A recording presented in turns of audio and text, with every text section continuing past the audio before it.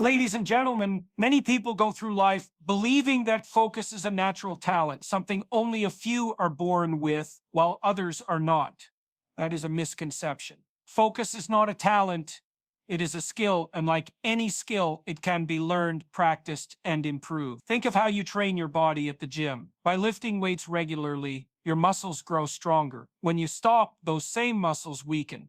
The same principle applies to your mind. Focus works like a mental muscle. The more you train it, the sharper and stronger it becomes. If you neglect it, you feel weaker and more easily distracted. And here is the reality. In today's world of constant distractions, those who learn how to strengthen their focus will always stand out. If you want proof that focus is a skill, look at children. At birth, they cannot sit still, cannot concentrate on one thing for long, and are easily drawn to everything around them. But as they grow with guidance, structure, and practice, they gradually learn to control their attention. It doesn't happen instantly, and it is not random. It develops through repetition, correction, and consistent practice. As adults, we often forget this. We assume focus should come naturally, when in fact it demands the same discipline as learning a sport, an instrument, or a language. The biggest mistake is thinking focus means simply trying harder. It does not. Focus is about training your mind to block out what is unimportant and direct energy toward what matters. Picture your mind as a spotlight in a dark room. That light can scatter across the floor, briefly catching many objects, or it can stay fixed on one, lighting it fully. That is the difference between distraction and concentration. Most people let their spotlight drift without control. A few train it to remain steady, and those are the individuals who achieve meaningful results. So how do you actually train your mind to focus? The process begins small. Just as you would not walk into a gym and lift heavy weights on the first day, you cannot expect your brain to focus for hours without practice. Start with short periods of deliberate focus. For example, dedicate 15 minutes to one task only. No interruptions, no phone, no scrolling, no distractions. When your attention wanders, bring it back. That simple act is the equivalent of lifting a weight. Each time you do it, your mental muscle grows stronger. Over time, 15 minutes becomes 30, then 45, then 90. That is how focus develops. Another essential step is reducing unnecessary noise. Distractions act like junk food for the mind, easy, addictive, and ultimately weaken it. Every time you give in to a notification, check your phone out of habit, or switch tasks unnecessarily, you are training your brain to be scattered. You are actively weakening your focus muscle. On the other hand, when you set boundaries, silence notifications, create a distraction-free environment, and train yourself to stay present, you are signaling to your brain, this is what matters right now. The advantage of viewing focus as a skill is that it puts responsibility back in your hands. If you think focus is simply a gift, you will make excuses. I'm just not good at concentrating, or I've always been easily distracted. But once you accept that focus is a skill, you realize it is your responsibility to strengthen it. No one else can do it for you. Once you begin, change becomes visible. You complete more in less time, you feel less scattered and more stable, and most importantly, you build the discipline to control your own mind, instead of letting every distraction control it. Your ability to focus will shape how far you go. Every accomplishment, every breakthrough, every success begins with someone who chose to direct their attention to one priority and block out the rest. Focus is the bridge between goals and results. If you want to succeed, if you want to build a life you respect, you must train your mind the way an athlete trains their body. Focus is not something to wait for, it is something you develop. It is not about who you are today, but about who you are willing to become through practice, discipline, and deliberate effort. The sooner you accept this, the sooner you unlock your potential. Attention is the most valuable currency you have, yet most people do not recognize. Consider this: every day, companies, apps, media, and individuals compete for your attention. Why? Because where your attention goes, your energy follows, and where your energy flows, your results are created. If your attention goes to distractions, endless scrolling, or comparisons with others, your energy is drained and wasted. But if you direct it toward your goals, your growth, and what truly matters, you build momentum, clarity, and strength. The reality is that many people are in debt when it comes to attention. They give it away freely to anyone or anything that asks for it, then wonder why they feel unmotivated, stuck, and unfulfilled. Here is the challenge. Your brain was never designed to handle the non-stop stimulation of modern life. A century ago, focus often meant working on a single task in a quiet setting. Today, phones buzz constantly, feeds never end, and countless voices compete for your time. Your brain becomes hooked on quick bursts of novelty, and over time, your ability to focus is worn down. That is why it feels harder to read a book without checking your phone or to finish a project without jumping between tabs. You are not broken, you are simply training your brain to scatter attention rather than direct it. This is why attention is the greatest currency. Consider money for a moment. If you spend it carelessly, you will always be short. But if you invest it wisely, it grows and creates more opportunities. Your attention works the same way. Each time you choose to focus on something meaningful, you are investing in yourself. You build skills, progress, and momentum that compound over time. On the other hand, every time you waste attention, you take energy away from what could move your life forward. Take a simple example. Two people wake up in the morning, one immediately reaches for the phone, checks notifications, scrolls for half an hour, and fills the mind with random content. The other spends the same 30 minutes reading, reflecting, or working on something meaningful, same amount of time, but completely different investments of attention. One begins the day drained and distracted,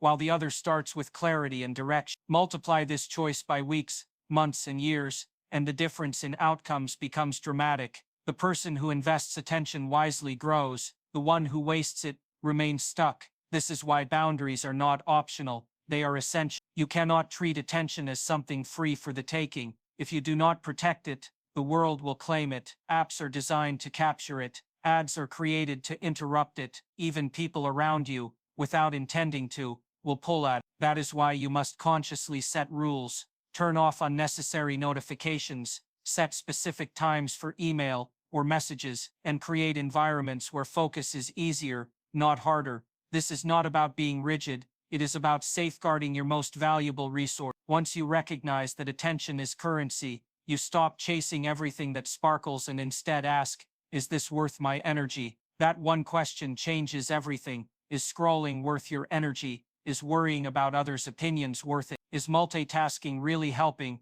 or is it only splitting your attention so nothing receives quality effort? When you see how valuable your attention is, you begin to use it with intention. Like a wise investor, you direct it toward growth, progress, and fulfillment. Here is the key. When you focus deeply on fewer things, you actually create more. Your mind works at its best when it is not scattered, when it is fully absorbed in one task. That is when creativity expands, problems are solved, and breakthroughs occur. It is not about doing more, it is about doing fewer things with greater focus. That is how you make real progress in life. Remember this, attention is not free. Each time you give it away, you pay with energy, time, and potential. Train yourself to protect it. Train yourself to invest it wisely. Train yourself to direct it toward what truly matters. The quality of your life will always reflect where you place your attention. Focus it on growth, and you will grow. Focus it on distractions, and you will remain stuck. The choice is yours, every single day. Many people think focus is simply willpower in the moment, but in reality, it is built through daily habits that discipline the mind. No one wakes up suddenly with perfect concentration. It is developed through lifestyle, environment, and repeated routine. Your brain is like a pattern recognition system. It learns through repetition. If you repeat habits that scatter your attention, you train your mind to be distracted. If you repeat habits that anchor your attention, you train your mind to be disciplined. That is why small daily actions matter so much. Think of athletes. They do not wait until game day to practice. They train consistently, running drills, refining techniques, and conditioning their bodies so that when performance matters, they are ready. Focus works the same way. Without consistent training, your mind will not have the discipline to stay sharp when it counts. But with daily practices that strengthen concentration, you will find it easier to stay present regardless of the challenges. One simple but powerful habit is setting clear priorities before the day begins. Many people wake up, reach for their phone, and let the world decide where their attention goes. Emails, messages, and notifications take over before they even think about what matters. Instead, train yourself to ask, what are the one or two things that truly matter today? When you set that intention early, you provide your brain with a clear roadmap. You are telling it, this is where my energy belongs. That single act of clarity builds discipline because it forces your mind to filter out distractions. Another useful habit is creating focus rituals. For some, it might be a cup of coffee and 5 minutes of journaling before work. For others, it may be breathing exercises, a short meditation, or simply putting on noise-canceling headphones and turning off notifications. The ritual does not need to be complex. What matters is that it sends a clear signal to your brain. Now it is time to focus. Over time, repetition strengthens this response, training your mind to shift into concentration more quickly and stay engaged more deeply. You also need to recognize that focus is closely tied to energy, and energy depends on how you care for your body. Small daily habits, such as staying hydrated, getting quality sleep, and moving regularly, are not only about physical health, they directly influence your ability to concentrate. When you are tired, dehydrated, or relying on unhealthy food, your brain lacks the fuel to stay sharp. But when you take care of yourself, you give your mind the right conditions to focus effectively. Another essential habit is single tasking. Multitasking is one of the biggest myths we have been sold. Each time you switch from one task to another, your brain wastes energy adjusting. That constant switching drains focus and leaves you scattered. Training yourself to do one task at a time, even for short periods, is a discipline that rewires your brain. Start by telling yourself, for the next 20 minutes, I will only do this, then gradually extend the time. The more you practice single tasking, the stronger your ability to concentrate becomes. And do not underestimate the value of mindfulness. It does not require sitting cross-legged for an hour. Mindfulness can be as simple as noticing when your thoughts drift and gently bringing them back. You can practice it while working, eating, or even walking. Every time you redirect your attention to the present, you strengthen your focus muscle. Just like lifting a weight, the act of bringing your mind back is the repetition. The more you do it, the stronger your mental discipline becomes. The truth is, daily habits form the foundation of everything. Big goals, projects, and dreams are built on consistent small actions. You do not suddenly become someone who can focus for hours. You develop that ability by practicing the small routines that strengthen attention every day. It is not glamorous, it is not immediate, but it is powerful, and over time, the results become clear. So keep this in mind. If you want to train your mind to focus, do not wait for motivation or the perfect conditions. Begin with the habits you repeat daily. Set priorities, build rich, care for your energy, practice single tasking, develop mindfulness. These actions are not just items on a checklist, they are the training ground for your mind. When you commit to them consistently, you build the discipline to focus deeply, stay present, and achieve more than you thought possible. One of the biggest barriers to focus is not the environment around you, but the emotions within you. Fear, doubt, stress, and worry are like thieves that steal attention. You sit down to work, and suddenly, your mind drags you into questions like, what if I fail? Or what if I am not good enough? Instead of concentrating, your attention is scattered across unhelpful worries that do not move you forward. This is not because you are weak. It is because the brain is designed for survival, not success. For thousands of years, the human mind has scanned for danger, threats, and problems. That survival wiring means your attention naturally shifts toward anything that feels uncertain or risky. The challenge is that in modern life, most of those threats are not lions in the wild. They are imagined fears, doubts, and insecurities that exist only in your thoughts. When you do not recognize this, you may fall into the trap of believing you are simply bad at focusing. The truth is, you are not bad at focusing. You are allowing emotions to take control. Fear directs your focus toward what could go wrong. Doubt directs it toward reasons you may not be capable. Stress directs it toward how overwhelmed you feel. Worry directs it toward problems that do not yet exist. The moment those emotions take over, your attention shifts away from the task at hand and into a cycle of negative thoughts. Training your mind to focus means learning to interrupt that cycle. You cannot always stop fear or worry from appearing, but you can train yourself not to feed them. The first step is awareness. When you notice your attention drifting, acknowledge it. I'm focusing on fear right now. I'm focusing on doubt right now. This simple act of naming the emotion creates distance between you and the thought. Suddenly, it is not just happening to you, it is something you can redirect. The next step is to choose what you feed your brain. Thoughts are like seeds. If you water negative ones, they grow into weeds that overtake your mental space. If you nurture positive, intentional ones, you create clarity and direction. This is why affirmations, visualization, and writing down your focus are powerful tools. They are not empty exercises. They are ways to reprogram your brain. When you repeat phrases like I am capable, I am focused, I am in control, you provide your mind with a new script. When you visualize the outcome you want, you train your brain to direct its spotlight toward possibility instead of fear. Another useful strategy is grounding yourself in the present. Fear and worry usually live in the future. What might happen? Doubt often lives in the past,